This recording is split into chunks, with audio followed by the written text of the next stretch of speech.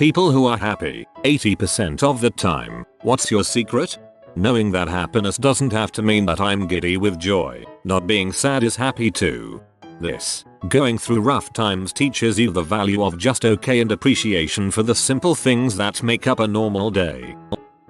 Admitting most things are out of my control and learning to accept what life brings and deal with it rather than let it bother me emotionally. I have this philosophy that everything works out in the end, and if things aren't working out then it's not the end. I let every small good thing outweigh the bad. I had a rotten day at work, that's sucky, but hey, my toast was perfectly toasted today and the supermarket was having a sale on tea, so I got to try something new cheap. It's hard sometimes, but if you can train yourself to smile every time you see a nice flower or a cool bird etc, it means little things makes you happy and it all adds up.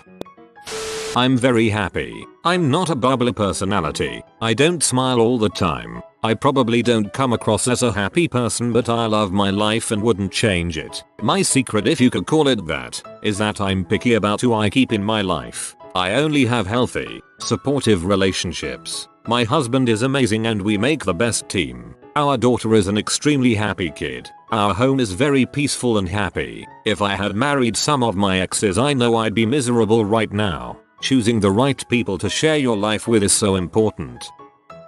I'm just blown away by people not being in awe of the world around them. I feel like I live in a constant state of amazement that I'm alive, much less in such relatively privileged circumstances. It's very hard for me to get stressed out about personal issues because how bad could it really be? The only thing that truly upsets me is death. Be it someone I know or something terrible happening somewhere in the world. Other than that, what's the big deal? This is in reference to people who are simply pessimistic, not people who are legitimately depressed, of course. A really old guy told me that pain in life is unavoidable. Suffering is a choice. With a few exceptions, he was pretty spot on. Pain is inevitable. Suffering is optional. Say you're running and you think, man, this hurts. I can't take it anymore. The hurt part is an unavoidable reality, but whether or not you can stand anymore is up to the runner himself. Haruki Murakami. Being raised by two optimists. Not a freaking clue. I wish I did because I'd like everyone to be happy as much as I am. I've been feeling this lately. I wish that everyone would stop taking things quite so seriously and enjoy life a little. I feel as though I'm perpetually the one trying to pick people up emotionally. Not that I mind. I like being supportive, but it makes me sad that they can't just be happy. Gratitude. Humor. Beer too, but that's not really a factor. Okay beer. Seriously, if you can joke about all the fricked up crap that happens, as if it's all predictable because it pretty much all is, then life is a heck of a lot more fun. Wasn't it Charlie Chaplin who said, life is a tragedy in the close-up but a comedy in the long shot? I used to listen to motivational tapes on the long drive to work for several years and the content is now embedded in my brain. Things will only hurt you as much as you let them hurt you. Basically just have an I ain't got time to bleed attitude about life. I grew up in Nigeria and saw families living on roadsides in huts, and I realize a lot of people have it worse than I do, and at the end of the day, I have a wonderful family, a pantry stocked with food, a roof over my head and a warm bed to sleep in. My problems are rather small compared to what many in the world have to deal with. If I've had a particularly bad string of luck, i.e. the printer spews ink on you, you lock yourself out of your house, etc. I laugh and realize how many stars must have had to align perfectly in order for everything to occur in the same day or week and count myself lucky. Self-compassion and forgiveness. Remembering everything is temporary, even our own lives, so enjoy what you can and be content with what you have. Constant work on emotions. Stop trying to be happy. Stop trying to become anything other than what you are currently. Just live. Just exist. Just be. Whatever that means. Happiness is the absence of the striving for happiness. Zhuangzi. Happiness is a state of mind and an attitude and nothing that comes to you. I stand up every morning teasing my wife, making her laugh. I am looking forward to breakfast, meeting colleagues and interesting tasks at work. I always think about others, make compliments to strangers, tell everyone that I love how I feel. In my spare time, when I am alone, I think of things to do with my wife. For example, inviting friends, looking at Reddit to find awesome movies. We do crazy crap like running through our house, hiding, or we go for long walks while talking all the time. In 6 months I am going to be a father, and this is more than I could ever have asked for my life. I think it is important to live in the now and not make your happiness depending on things that might or might not happen in the future. Find out what makes you happy and do this more. Find out what makes you unhappy and do it less. Quit your job if you need to. After meeting with friends, check yourself if you had a good time, and if not, cut ties with those friends. Discover new things to do all the time. The secret to happiness is to know who you are.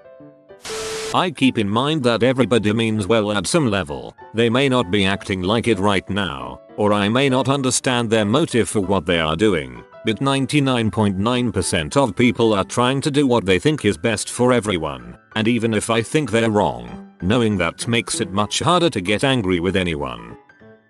I have a stable job, good health, enough money to pay my bills and then some, and a wife who I suspect may have a thing for me. Everything can be laughed at, even if something's really bad. Laugh at how bad it is. Not giving a frick, which can reveal itself to be problematic at some point. I tried being miserable once, and it sucked. Seriously though, I've had some bad times, and compared to that, there's always something to be happy about. It's sometimes a conscious choice. Clinical depression is real though, so this doesn't necessarily apply to folks with that. I just feel happy because I have all these things that used to be wrong about me, and now I've beaten them. Terrible allergies, feeling sick and bad all the time. I'm on meds for my constant infections, and the best part is pretty much getting over my depression and being able to wrestle my anxiety into submission. I only wish I could share my joy with the people I come into contact every day. Realizing that very few of the things we worry about actually matter in the long run. Also, there's only so much you can do in any given situation. So by stressing about things that don't matter and can't be changed, you are making a choice to be miserable. So make the opposite choice. If a problem comes up, first, before panicking and thinking oh crap, think what can I do to get around this. If there is nothing you can do, think how can I mitigate its impact. Do what you can, but then when there's nothing more you can do, and just relax and let it flow over you. Take pleasure in the small things every day. You had a crap day and your boss yelled at you cause you fricked up, but this sofa sure is comfy. This cup of tea is perfect, and I've got fried chicken for tea. Could life get any better? Also, from a physiological POV, make sure to get enough sunlight, fresh air, eat your veg, walk places regularly, get a hobby, and talk to the people you love on a regular basis. At the end of the day, we are animals, highly social ones at that, so we need certain things to keep happy, just like you give a gerbil a wheel and a gnaw stick and a friend to play with. Serotonin and dopamine. Money. Don't stress the small crap and be thankful for each minute you have on this crazy rock. Low expectations. I've never been one of those people who expect great joy or deep meaning in life. You do your best and get on with it. I don't have a super exciting, glamorous career, an oceanfront mansion, or a chef preparing gourmet meals. I have a job, a roof over my head, enough to eat, and friends and family I love and who love me, and it's enough, and life is good. I started to better understand control my emotions. I forget the source. It was some self-helpish book, but I kind of remember a few examples and the whole idea really stuck with me. Say you're out to dinner and the waitress accidentally knocks your drink onto you. You're probably going to get mad. But why? I'm all wet now, okay? But why does that have to make you mad? My shirt and pants are ruined and I'm cold, I see. And that sucks. But why does that have to make you mad? So says something that upsets you. Guys cuts you off in traffic. Something just doesn't go your way. Whatever. You're upset. But why does that thing have to upset you? Why can't you laugh at it instead? Or go on with your day with the same attitude you had before? I can't explain it as well as the book did. And obviously if you have actual depression you aren't going to fix a chemical imbalance with a little introspective thinking. But it's done wonders for me and the friends I've talked about it with. It's a choice, really, not to be some sappy moron who quotes other people, but I literally live by this. The longer I live, the more I realize the impact of attitude on life. Attitude, to me, is more important than facts. The only thing we can do is play on the one string we have, and that is our attitude. I am convinced that life is 10% what happens to me and 90% how I react to it. By Charles Swindoll. My cat is just adorable. Hard to not be happy with that little smiling face. 1. Don't let stupid crap you can't really control get to you. 2. If you are in a situation that's bad for whatever reason, realize it will almost always get better. 3. Most people are really good. If they aren't, it's just because they are oblivious. 4. If you have people in your life that are causing lots of drama, cut them out of your life. Some people just live to stir up crap. 5. Do nice things for people for no reason. Random acts of kindness is like planting seeds of happiness that will bear fruit when you least expect it. 6. May not be true for everyone, but I just assume I'm happy if I really don't have any reason to be down.